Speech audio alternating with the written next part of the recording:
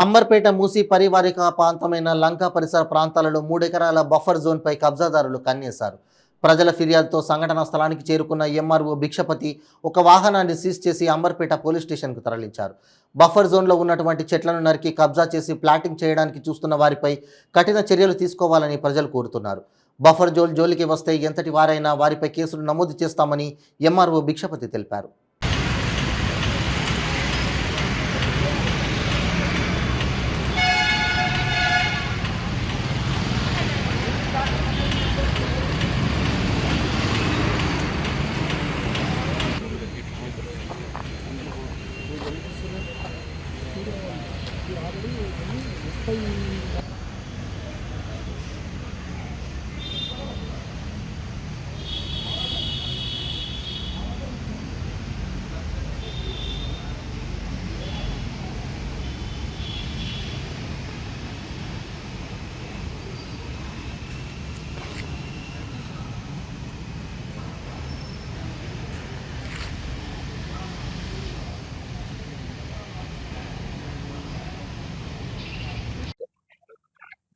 ఈరోజు 2-3 డేస్ నుంచి లంకా కమలానగర్ ప్రాంతంలో బఫర్ జోన్ అని మనము ఎన్నేళ్ళ నుంచి ఆపుకుంటూ వస్తున్నామో మళ్ళీ అదే విధంగా యథావిధిగా ఏదైతే ఈ కబ్జాకోరులు ఉన్నారో కిషన్ సింగ్ అనే వ్యక్తి, పాకచందర్ అనే వ్యక్తి ఇద్దరు మళ్ళీ కింద ఏదైతే వాటర్ వర్క్స్ పైప్ లైన్ వేస్తున్నారో అక్కడ నుంచి దాదాపు 1200 గజాలు లింగం అనే మేస్త్రికి అమ్మినామని చెప్పేసి అది క్లీన్ చేయడం జరుగుతున్నది. సో స్థానికంగా ఉన్న మా సోదరులందరూ కూడా దాని మీద తెలుసుకొని నాకు ఇన్ఫర్మేషన్ ఇవ్వగానే ఇమ్మడే నేను ఎంఆర్ఓ గారికి సార్ ఈ విధంగా జరుగుతుందని నేను సూచన ఇచ్చినాను. సో ఎంఆర్ఓ గారు వాళ్ళ టీం వచ్చారు. ఇమ్మీడియట్లీ ఆటోను కూడా అక్కడనే ఆపేసి పిఎస్కు తరలించినారు. సో ఇమ్మీడియట్లీ అక్కడ ఏదన్నా కంచె వేసి ఇమ్మీడియట్లీ మాకు ఏదైనా ఫంక్షన్ హాల్ కానివ్వండి, గ్రౌండ్ కానీ చేయాలని మేము ప్రభుత్వాన్ని కోరుతున్నాను. గత ప్రభుత్వంలోనే ఇదే విధంగా అయింది. ఇప్పుడు కొత్త ప్రభుత్వం వస్తే మారుతుందేమో అంటే మళ్ళీ అదే విధంగా పంజా విసురుతున్నారు ఈ కబ్జాదారులు. సో ఇమ్మీడియట్లీ ఈ పచ్చని చెట్లను మీరు చూడొచ్చు. బ్యాక్ సైడ్ ఈ ఒక లారీ లోడు, ఇవి 2-3 లోడ్లు. సో ఇమ్మీడియట్లీ మేము వాళ్ళని పట్టుకొని అడిగితే వాళ్ళు ఏమంటారు అంటే కిషన్ సింగ్ అనే వ్యక్తి మమ్మల్ని ఈ చెట్లు కట్ చేసుకోమని చెప్పాడు కాబట్టి మేము ఈ నందనవనం మొత్తం నాశనం చేసినామని డైరెక్ట్ డ్రైవర్ గారు చెప్తున్నారు. బాబు ఇక్కడ రా, మీరు ఆయనతో కూడా వినొచ్చు. నీకు ఎవరు వర్క్ చేయమన్నారు ఏం దా, ఇగో ఈయన డ్రైవర్ అమాయకులను తీసుకొచ్చి మాది పొలం ఎంతమంది ఉన్నారు మీరు మొత్తం?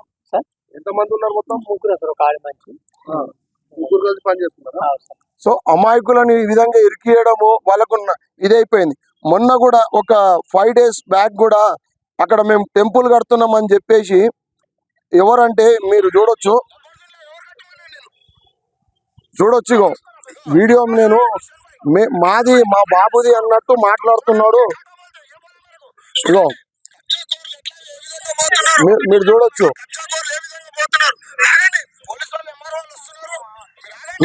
పారిపోయింది ఈ వ్యక్తి, కిషన్ సింగ్ అనే వ్యక్తి. ఇగో ఒక అమాయకుడిని పదాంచి పారిపోయిన వ్యక్తి వీడియో. ఇగో మొన్న ఒక 5 days కింద కూడా మేము అక్కడ గుడి కడుతున్నామని చెప్పి యథావిధిగా సేమ్ అదే విధంగా చేసిండు. ఇగో మొన్న గుడి కట్టమని చెప్పి ఇగో ఇట్లాంటి అమాయకులను యూజ్ చేస్తున్నాడు. మీరేం డిమాండ్ చేస్తున్నారు సార్? ఇమ్మీడియట్లీ మాకు అక్కడ ఒక ఫంక్షన్ హాల్ కానివ్వండి, పిల్లలకు యూత్ కు కావాల్సిన గ్రౌండ్ కానివ్వండి, ఇట్లాంటివి పెట్టియండి. ఎందుకంటే అట్లాంటి స్థలం మళ్ళా మాకు దొరకదు సార్.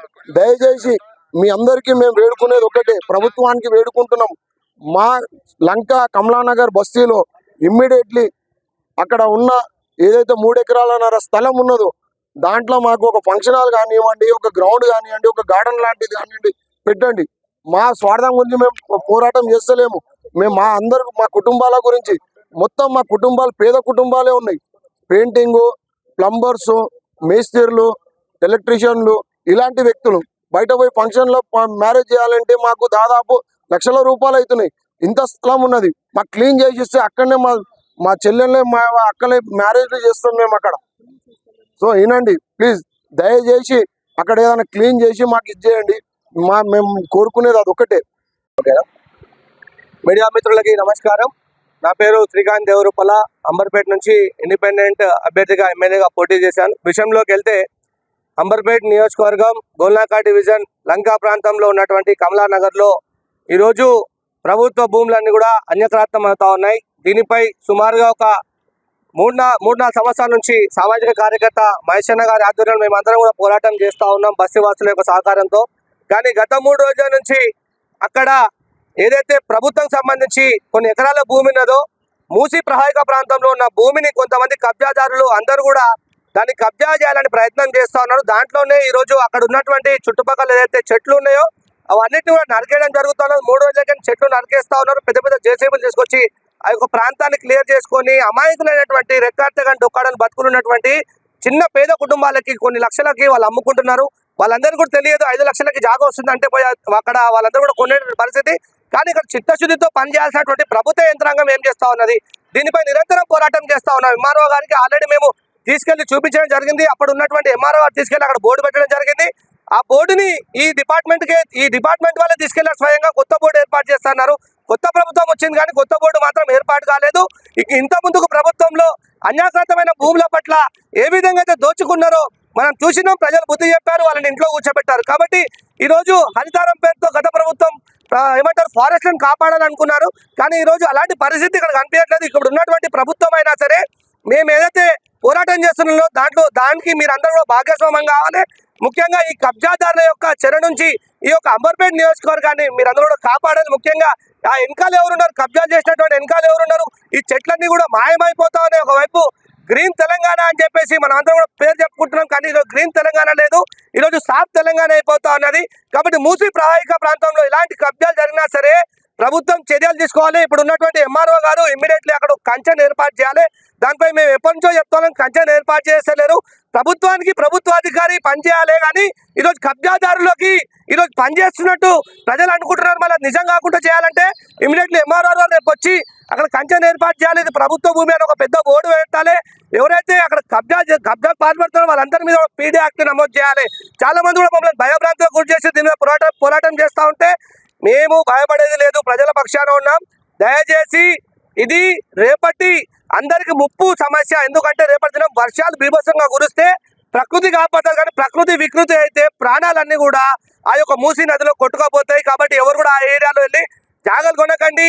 ఎవరైతే కబ్జాలు చేస్తున్నారో చెట్లు నరికేస్తున్నారో వాళ్ళందరిపై కఠిన చర్యలు తీసుకోవాలి. లేకపోతే ముఖ్యమంత్రి ప్రజావాణిలో వెళ్ళి ఈ యొక్క సమస్యని బస్తీవాసులతో వెళ్ళి మేమందరం కూడా కంప్లైంట్ ఇస్తాం. కబ్జాదారులకి మేము ప్రజా తీర్పిస్తాం. ఇది మాత్రం వాస్తవం. ప్రభుత్వ అధికారులు ఇమీడియట్గా అక్కడ కంచె ఏర్పాటు చేసి ఈ యొక్క దాడికి పాల్పడినటువంటి లేదా ఇలాంటి చర్యకు పాల్పడినటువంటి అందరిపై చర్య తీసుకోవాల్సిందిగా క్రిమినల్ కేసులు నమోదు చేయవలసిందిగా పీడీ యాక్ట్ పెట్టవలసిందిగా కోరుతా ఉన్నాం.